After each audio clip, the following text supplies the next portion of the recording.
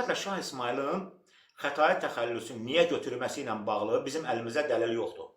Bir çoxları iddia edirlər ki, Hürrüm məzarını açdırıb ona görə Xətai deyirlər. Bəziləri deyir ki, Xətai tayfasından olduğuna görə Xətai deyirlər.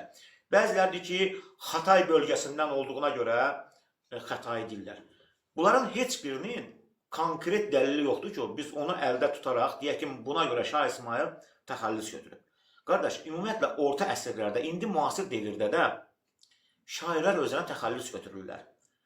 Və mütləq əksəriyyət şairlər də, bilirsiniz, yəni hal əhli olurlar da, yəni Allahla münacat edirlər, yəni bəndəçilik edirlər. Yəni şairlərin mütləq əksəriyyəti, xüsusilə orta əsrlərdə Allaha münacat edirdi.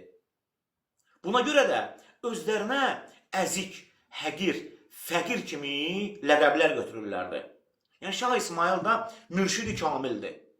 Yəni Şah İsmayıl indiki devirdən desək, yəni ali savadlı alimdir. Həm din alimidir, həm dünyəvi alimdir.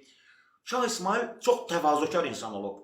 Yəni mən düşünürəm ki, mənim şəxsi qənaətimdir ki, yəni sırf yəni şair ruhlu insan olduğuna görə, təvazö əhli olduğuna görə yəni Xətai təxəllüsünü götürüb.